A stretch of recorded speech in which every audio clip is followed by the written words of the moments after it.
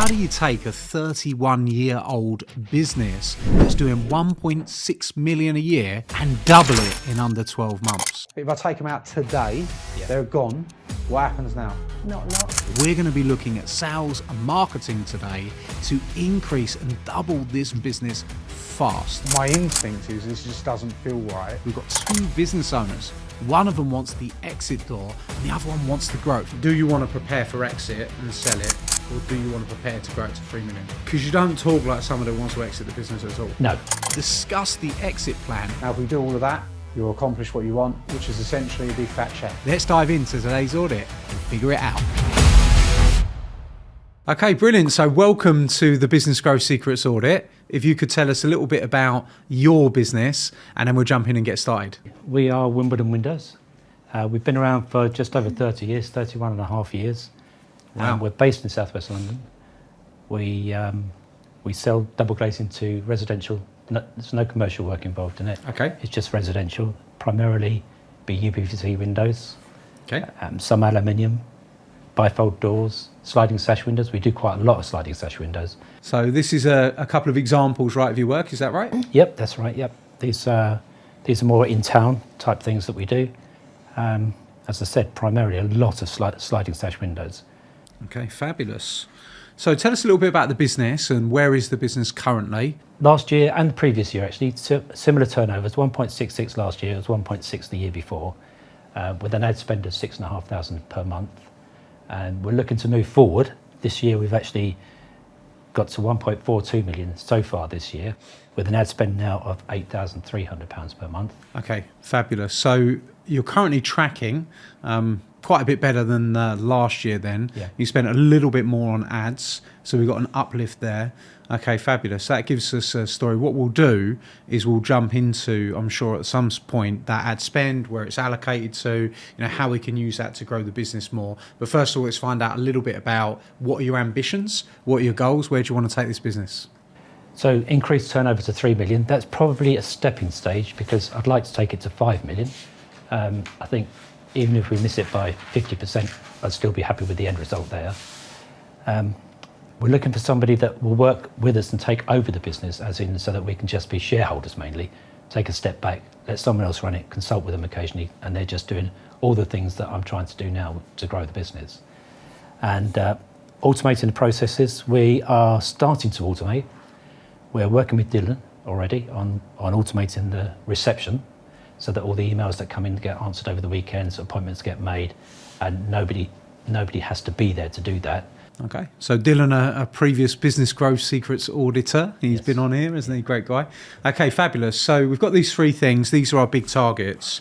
It's interesting because you want to significantly grow the business while stepping out of the business and exit the business. There's kind of like three different goals to achieve at once. What we might need to do is, if you were to look at these three goals, what are the goals that you feel in the next 12 months, what's the most important thing for you?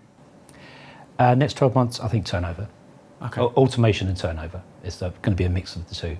Okay, so you want to increase the automation, increase the turnover. Yes. So it sounds like you're still quite happy to not replace yourself yet. Is that? I am. Is that both of you aligned on that? Are you?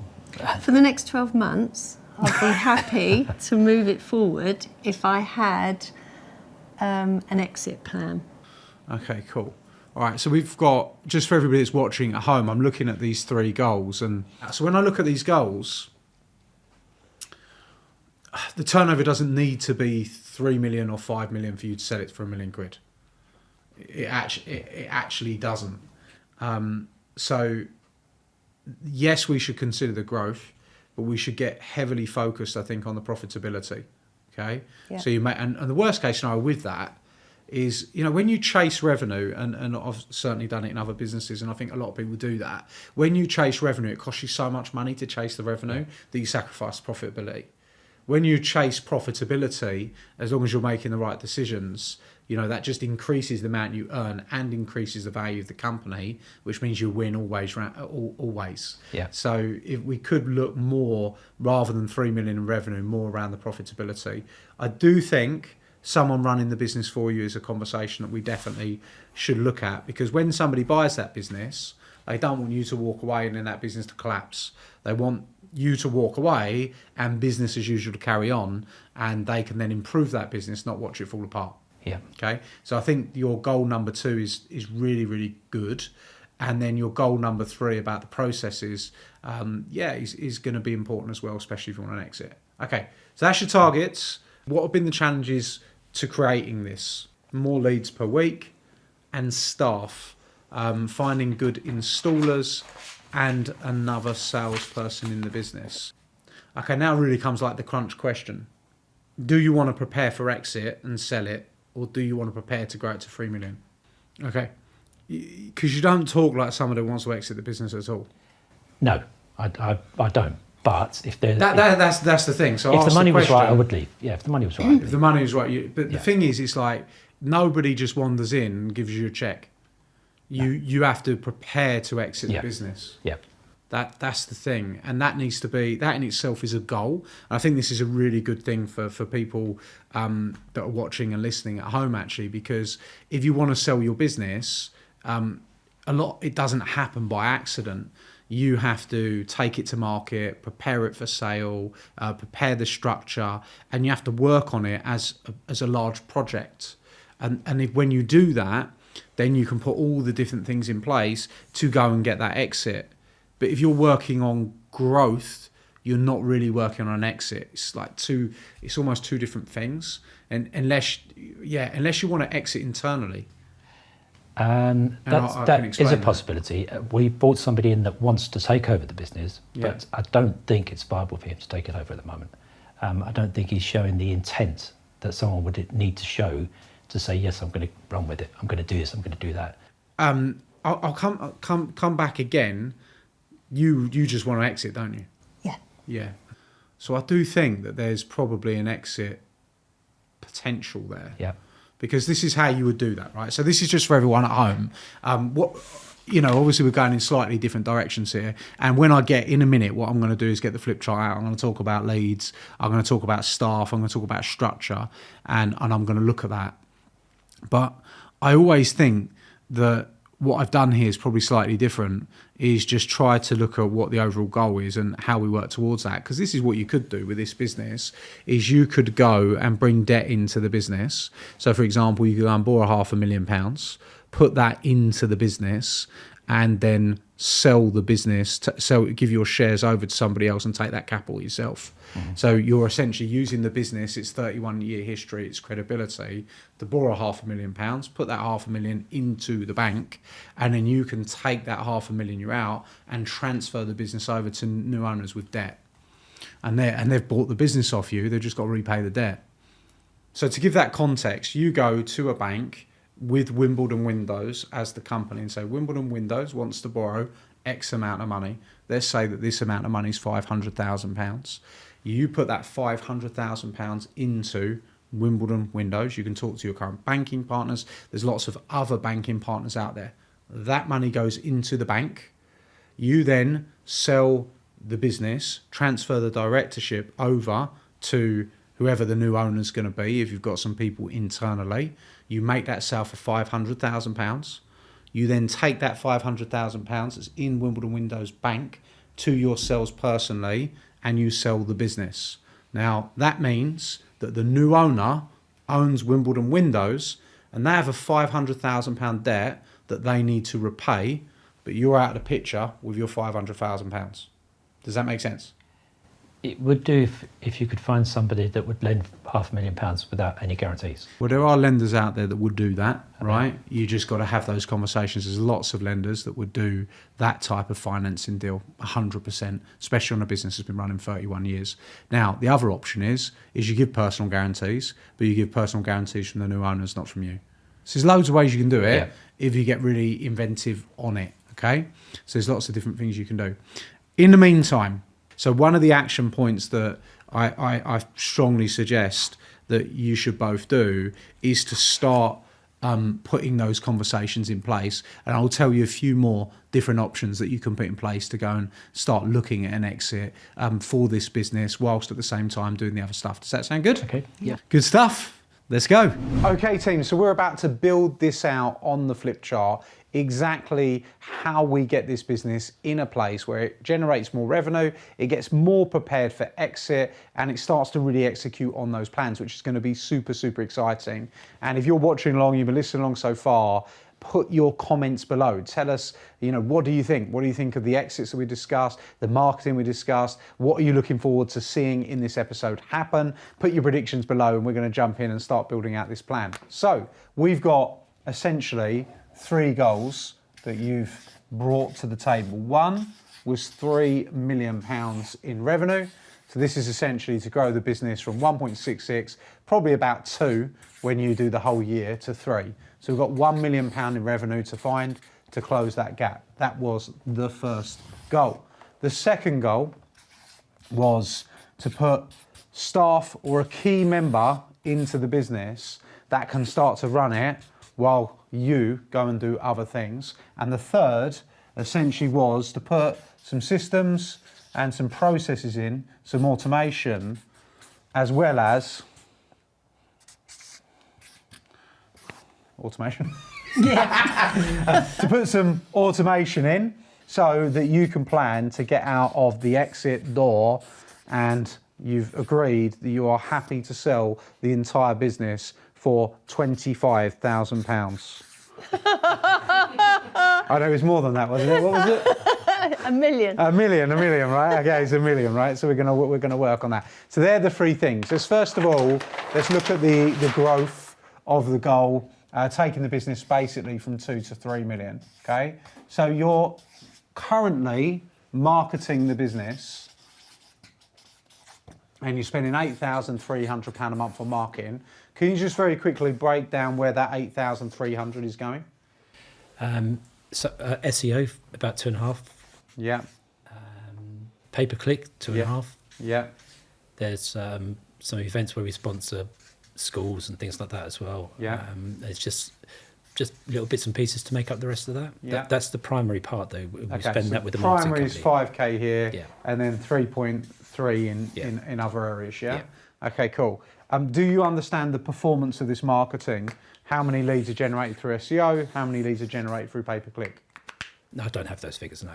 Okay, so this is the key to unlocking your growth is marketing and bringing more in the top, right? That's going to allow us to scale. At the moment, you can't make a decision on scaling that marketing to add more revenue, but I've got a couple of other questions until you actually understand the numbers and until you understand the performance. We'll come back to that in a minute, because there's 2 parts to growing the revenue really that's super important. There's marketing, then there's sales. So how many leads does this spend currently generate per month? It's around 120. Okay, so 120 leads. What is the conversion of those 120 leads from this spend that's generating inquiries? Probably a third of that. Okay, so you end up doing what? Well, because there's some of them are appointments that we can actually go and see, which the conversion rate is 50% for those. Okay. And some of them are done online, Yeah. which the conversion rate is very low for those. It can be 15%, but it's probably so more like 10. lead to sale, you reckon 33% of people convert to a paid to a paid product or service, correct? Yep. Do you know what the average invoice value is or the average sale value is for what they convert across the board is? It varies from month to month, but we're running at the moment about, I think it was about £7,000. Okay, so that's including the VAT. About 7k. Okay, so 7k times 36 deals, that would be £250,000 in revenue. That's some months we're doing £250,000 a month. Okay, so sometimes you're doing £250,000. Some What's the variation? So this is important. For everyone that's watching, one of the things that I'm trying to just establish is the flow of the business. Straight away, when you say the average is 7k and the amount of deals is 36, you know that is like 250,000 in revenue. Now, James has just said that sometimes he does do 250,000 revenue, so that all stacks up. But then sometimes you're also going to get a drop. And I want to understand where that drop is. Is the drop in the average sale value? Is the drop in the amount of deals? Or is the drop in the amount of leads? It's usually the average sale value. Different times of year, for some reason, you get bigger jobs come in or smaller jobs come in. People don't want to spend money in the summer in the way that they do in the spring. Yeah. Okay. So we'd say the lead flow is fairly consistent. the deal flow is fairly consistent, the sales value fluctuates. Yeah. Is that fair to say? Yeah. Yeah? Okay, cool. All right, good. Why do we care and why do we want to establish that? The reason we want to establish that is we want to establish the performance of our sales and marketing, and then our product range. That can be more controlled. We just will advertise heavily in different areas for different leads. Okay, great. So now we understand that. What about sales performance? How well are the sales team doing? Could the sales team, if I doubled that from 120 to 240 leads, what happens? That would be beyond the sales people that we have at the moment. So Okay. if the salesman himself is averaging 50%, some months it's down, but then other months it goes to 60%. So on average for the year, he's at 50%. So One salesperson. One salesperson, and then we have the online one, their conversion rate's about 15%. So your entire sales team is one person, and then one online. The one online, there's a team of them. There is probably 4 people working online. Okay, so you've got 4 in online, and then you've got one person that's goes out to people, sits with them, and does the job there. Okay, cool. What and the majority of your sales, do they come from online? Coming from the one person. Right. So why have you got 4 people here and one person here? Because the leads that the 4 people are dealing with are leads that we just used to let go. We used to think that if someone's made an inquiry, if they want to buy the windows, for instance, they'll call us. Are they full time? No, they're all part time. Okay.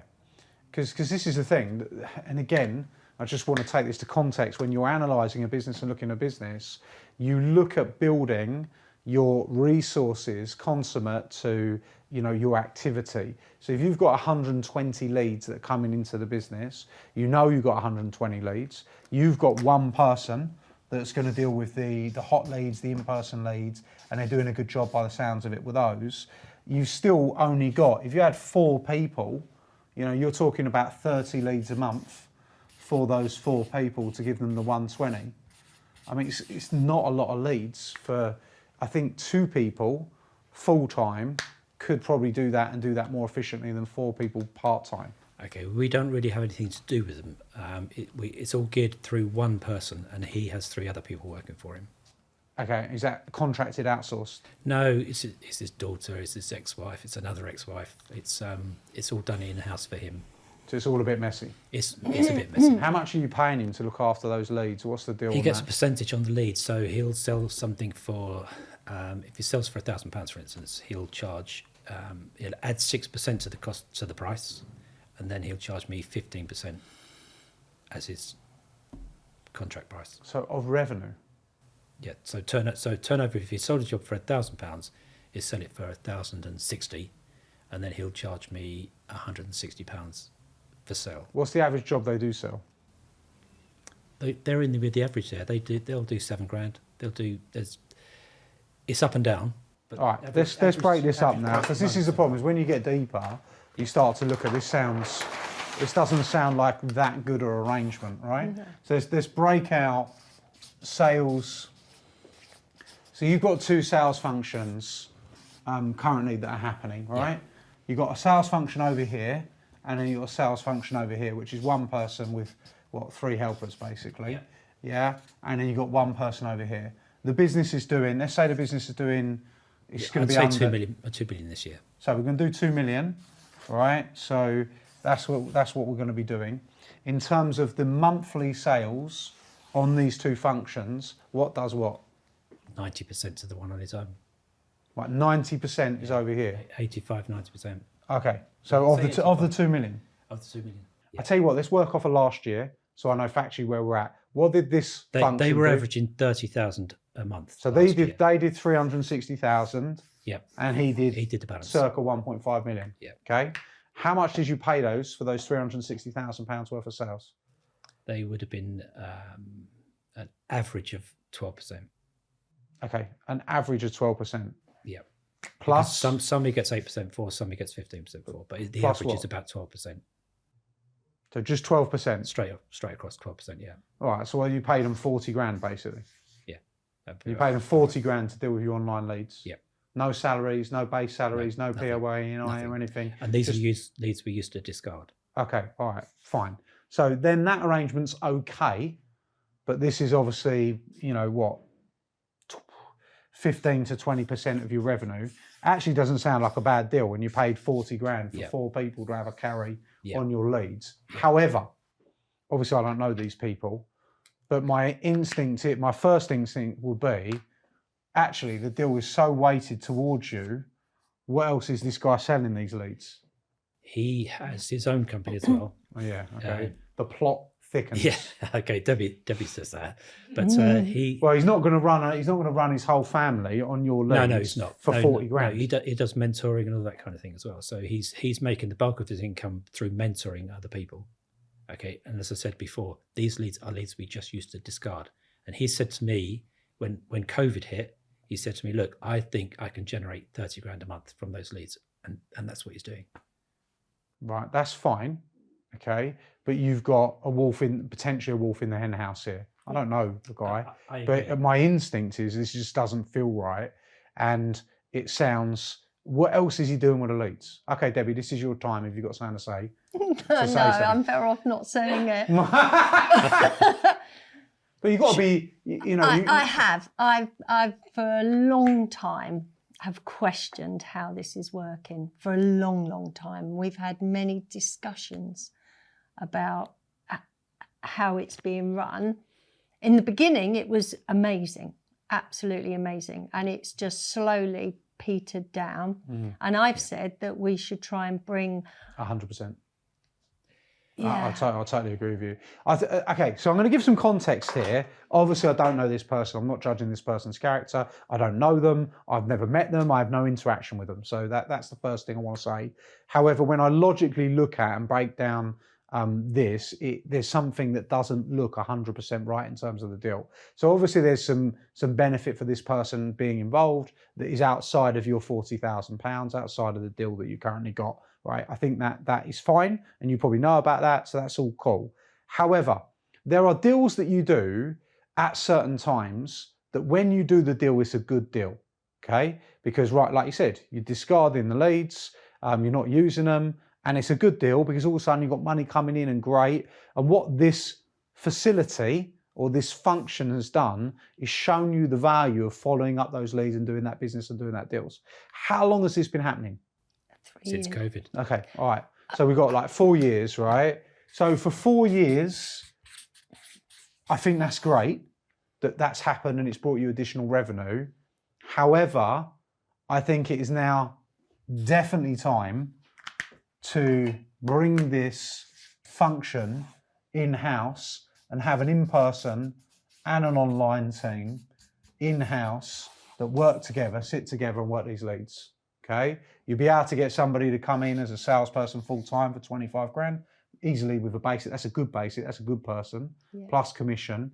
And they might be on an OT of 40 to 50 grand to do the online sales. But what you might find is instead of doing 30 grand a month, you might do 50. So the profitability that you're looking for to sell your business could be achieved in one move if you bring that in house and you're able to maximize the sales. Because if you were to make another 20 grand a month, you got 240,000 a year in profit, and obviously your mentality is like, yeah, but we don't want to risk. They're doing a good job and all the rest of it, etc. I agree actually with you. What they're doing now, we're almost at a point where AI could do what they're doing now. Okay, and they're not as efficient as they were. So yes, these are things that we're looking at the moment. Okay, so this is what I would do. This is the change that I'd make. First of all, I definitely want to have AI doing this.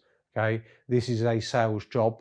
A sales job requires people at this stage. At the time of recording, you want people on this job. You don't want AI on this job.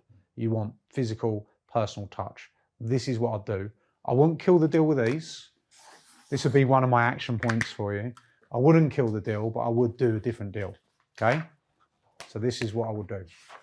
I'm going to start to give you some action points, right? Because we're building these action points up. Okay. What you're going to do, and this is exactly what you should do, is you should hire somebody, and you should hire this person as I told you to hire them. You should get them to work the leads. When the leads are dead, you then pass them over. That way they still get their leads. You ain't got to upset them, but they're getting the leads when they're dead. And if they want to reactivate them, they want to work them, and they're going to bring you income because of that, that's great. Or you can sell them the leads to retain the income on the marketing. but I think that you should at least have the first bite of the cherry in-house, then pass them over when you can't activate them. That way, you still got the function, you ain't got to upset anyone, but now you're actually going to retain the majority of the income in-house. You're going to be able to sell it, control it, do the business, and then move them on. We would sell more. Yeah, well, there you go. Yeah. That's a simple move that increases your profitability. You talked about not being profitable enough. I promise you, when you've got other functions attached to your business, which don't have your business's best interests at heart, you've got profit walking out the door here, okay? So this will help you to become more profitable. I would imagine, I would say to you, that would be an action point I would tell you to do immediately, okay? I think that if we can get this 30K a month in-house and these two start to work together, I think what's going to happen is you're going to be able to build a sales team that takes you to 3 million over time, because you're actually going to have it all in-house and you're not going to have your leads going out. And now you've got a sales function every day. You know, the mentality is this, is you want people going in every day saying, how am I doing deals? How am I making money? How am I driving deals for this business? And you've got one person, they're doing really well. You now need another person. So what you want to do is hire someone really good and you want to pay them a decent basic. If the basic salary in this industry is 15 grand, give them 25 so you get the best one, and bring in a superstar. Say you've got 100 leads a month that you're going to work, and you're going to work with the in-person, you're going to work together, get as many appointments as we possibly can, because we know those convert higher. And our methodology shouldn't be just to sell them online, it's how do we convert them into an appointment, and then we work with online to in-person so you make more money. Does that all make sense? Okay, yep. Is there anything that would stop you from doing that? No, nothing. You've got to, this is the thing as well. You said something really important when you stood up here. We've been running this business for 31 years. That's what you said. We've worked really, really hard. I think that you're nice people. And I think that sometimes nice people keep other people around too long and then they pay for that. Yeah. Okay. Is, you know, the reading between the lines. You've probably got a really good relationship with these people. It's very easy for me. I don't know them. It's cold. Right, so I just look at it from a business perspective, but you've obviously got a long-standing relationship. They probably helped you at one point, but still keep them around. But first of all, look after yourself first, before you look after others. Yeah, okay, because you need to get this business more profitable. So that's the first thing I would do. And on our first goal, the 3 million is just basically going to come from two things, and this is great. Everybody at home, let's just give you this. You want to grow your business, you want to start to accelerate your business. And if you do, and you're in this situation where you want to grow, go to the comments and put grow, okay? So we know where you're at and we know what you're looking to do. If you want to grow your business, it's actually very simple. 3 things are going to move the needle. First of all, marketing your business and investing in marketing to generate more leads. That will move the needle. 2, getting better with your sales process, increasing your sales process, getting a sales focus. And then the third one is if you're bottlenecked in your ability to deal with those leads, is increasing the amount of salespeople you have. Those 3 things combined will create growth. So they're the 3 things that I want you to do. I want you to measure the leads as well. So let's get to the second action point. So 1, bring the online in-house, get the in-house, get the online and the in-person working together. Right, that's the first thing.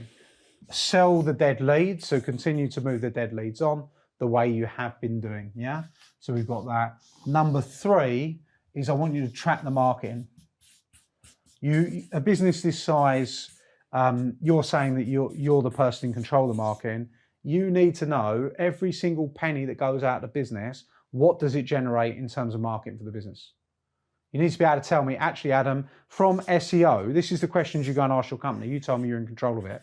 So you're like, we're spending 2,500 on PPC. I want to know what is our cost per lead. I want to know how many leads we generated. What's our cost per sale? You need to know that from your PPC, cost per lead, cost per sale from your SEO. Okay. If your marketing company cannot tell you the answer to those questions, they're not the right marketing company. I don't care how much you get on with them, how good you think they are. They're not right if they can't tell you how much you're paying for a lead and how much you're paying for a sale. That's what you need. That's the analysis you need. So you've got to track your marketing better. You do that with these things, you can easily close the gap on adding another 100,000 and build the sales team. Eventually, what you want to do here is you want to have your online working with your in-person. So you can have 1 online person, then you can go to 2 in-person. And that way you've got one nurturing the leads. This is like setter closer analogy. So you've got one nurturing them and then one going out to close them. Nurture, close, nurture, close, nurture, close. I also think you should take a look at your commission plans, because I think there's some bad deals going on in here. And when there's one bad deal, there's usually more bad deals in my experience, right? So you want to look at all that with your finance plan. How often are you sitting down, talking about the business, strategizing the business, talking about staff, people, problems? How many hours are you doing that collectively? Long. How many days do you go in the office? I never go in anymore. No.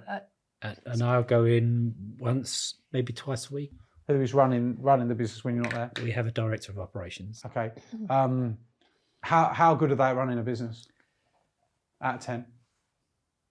Debbie, 6. what's your opinion? You're saying 6. What's your opinion, Debbie? I'd say less than that. If I take them out today, they're gone. What happens now? Not a lot. In the beginning, how good were they out of 10? I think they were a 9. I'd have said they were an 8. Okay. Oh, I Well, gave them a 9. then this is your responsibility to raise Yeah. their Yeah. levels. Yeah. And I think this is really actually an important conversation. You took your foot off the gas, so have they. Yeah. Yeah. That's the reality. Yeah. But they've got potential, they're slipping. Yeah. What's their incentive? Why should they care? What are they aiming for? Potentially they could take over the business. Sounds like we've let a really good person potentially go a little bit cold.